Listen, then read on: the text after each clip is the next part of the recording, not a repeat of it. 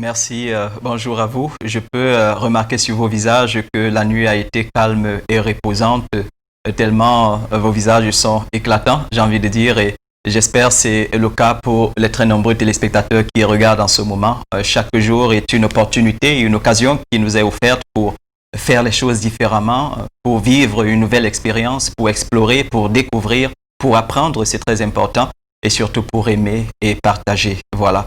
Ce matin, je souhaite partager avec vous naturellement, et ceci à l'attention de toutes les nombreuses dames et les nombreux messieurs, nécessairement, qui ont compris qu'il ne faut surtout pas perdre de vue la santé de sa peau, l'éclat de sa peau, parce que la santé, c'est aussi ça, c'est aussi la beauté. Il ne faut surtout pas perdre ça de vue.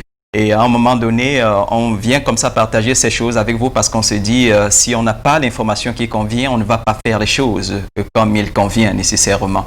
Et ce que je souhaite dire ici ce matin, c'est qu'est-ce que vous pouvez faire en ce qui concerne l'alimentation pour entretenir votre peau et apporter à celle-ci tout l'éclat qui convient.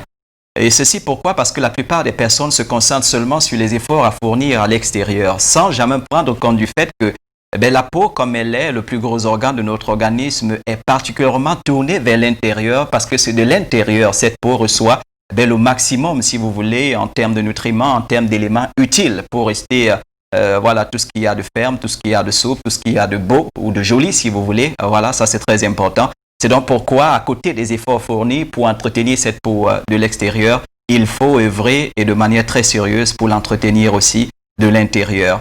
Et vous avez besoin, je cite quelques aliments qui vont vous être utiles dans ce sens, de la vitamine C. Elle revient encore, elle passe partout, elle est utile, elle est véritablement utile. Il ne faut surtout pas faire sans elle, c'est la vitamine C. Et qui va, une fois encore, un peu comme dans le cas des maladies liées aux articulations, œuvrer à la production du collagène, et on sait que notre peau n'est rien sans le collagène. Pourquoi? Parce que c'est avec ce collagène que sa structure est mise en place et tout le reste. Quand on sait aussi que le collagène, à côté de ses effets sur la peau, entre, si vous voulez, dans la constitution de pratiquement toutes nos cellules. Il ne faut surtout donc pas négliger la vitamine C, contenue dans les aliments que nous citons ici habituellement, comme la goyave, le persil, la papaye, le poivron, si vous voulez, le chou rouge, les oranges, le citron. Il ne faut surtout pas éviter de les consommer, ces aliments. Pourquoi? Parce qu'avec la vitamine C, vous êtes sûr d'une chose, c'est que le corps va produire davantage de collagène. Vous allez rester jeune, votre peau va maintenir un certain éclat et toute chose utile justement pour continuer d'être la personne merveilleuse que vous êtes. Ça, c'est important. À côté de la vitamine C, deux autres aliments, je les cite directement, c'est la papaye et la carotte. Une fois encore, vous avez là deux aliments dont la couleur seule est évocatrice. Oui, la couleur de la papaye et de la carotte vous donne de comprendre que c'est des aliments qui peuvent avoir et qui ont justement un effet très positif, si vous voulez, sur notre peau, sur l'éclat de notre peau. Pourquoi?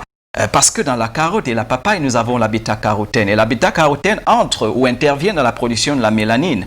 Et nous avons besoin de celle-ci pour que notre peau reste en bonne santé. Pour qu'elle reste en bonne santé. Pourquoi? Parce que vous ne pouvez rien faire sur une peau qui est abîmée. Si la peau est abîmée, quel que soit le coût de l'huile, la nature de l'huile que vous mettez dessus, j'ai peur que ça ne tienne pas. Par exemple, on sait pour les cultivateurs qu'à un moment donné, il faut laisser la terre en jachère. Pourquoi? Pour permettre à celle-ci de récupérer, parce qu'un sol qui a été trop utilisé, sur lequel on a longuement planté et replanté, récolté, à un moment donné, risque de ne plus rien vous offrir. Et naturellement, notre peau est comme ça. À un moment donné, si on ne l'entretient pas, au final, les huiles, tous les autres soins qu'on lui apporte ne seront pas visibles parce qu'on ne fait rien sur une peau qui est abîmée. Alors, vous avez besoin de carottes, vous avez besoin de papaye, d'en consommer de manière très régulière pour favoriser justement la production de cette bêta-carotène ou alors pour apporter à votre organisme ce bêta-carotène qui est utile justement pour produire la mélanine utile pour entretenir la bonne santé de votre peau. À côté de ça, on poursuit. Et vous voyez une fois encore, cette autre chose revient, c'est l'eau. Il faut boire de l'eau parce que vous avez besoin de rester suffisamment hydraté pour que votre peau soit en bonne santé. Sinon, elle va sécher.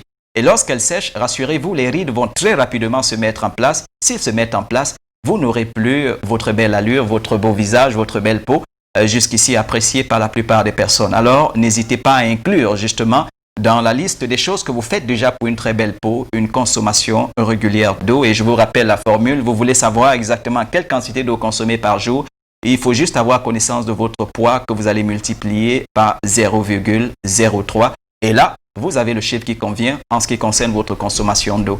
À côté de ça, il faudra boire du thé vert. Pourquoi? Parce que dans le thé vert, on a des polyphénols et les polyphénols, c'est utile pour entretenir la santé de notre peau. Buvez du thé vert régulièrement, c'est la bienvenue. Bien sûr, en respectant les consignes qui ont déjà été données, comme attendre que ce soit tiède avant de mettre un peu de miel ou un peu de citron justement pour booster cela un peu en vitamine C. On termine avec un dernier élément et je le juge aussi, tout aussi utile. Ce n'est pas un aliment, c'est juste un comportement à adopter. Aujourd'hui, le soleil chauffe un peu plus qu'il ne chauffait par le passé. Et du coup, nous devons protéger notre peau justement des effets, voilà, des rayons ultraviolets du soleil. Alors, n'hésitez pas, voilà, à utiliser un parapluie, même quand il n'y a pas de pluie, juste pour protéger votre peau ou une casquette ou un chapeau. En tout cas, quelque chose pour protéger cette peau habituellement si fragile des rayons ultraviolets qui pourraient justement endommager sa texture, endommager sa belle couleur et tout le reste. Alors n'hésitez pas, c'est très important. Protégez-vous quand il fait très chaud. Voilà, je crois avoir tout dit jusqu'ici. En tout cas, en ce qui concerne les soins internes que vous pouvez apporter à votre peau, je vous laisse maintenant le soin de les pratiquer vous aussi et de venir, pourquoi pas par les moyens qui conviennent, nous donner les éventuels résultats que vous avez pu observer. Merci de continuer de prendre soin de vous comme ça, comme vous le faites déjà. Je vous encourage dans ce sens. Les résultats ne vont pas tarder à venir. Très bonne journée, très bonne santé. Mangez vivant, mangez, voilà, comme je dis, vivant, restez positif. On a besoin de ces équilibres-là pour continuer de vivre et de profiter pleinement de la vie. Je reste le docteur Marcel. Je vous retrouve très prochainement encore pour une autre capsule de santé. Merci Aimé, merci Patricia. Très bonne journée à vous et à bientôt.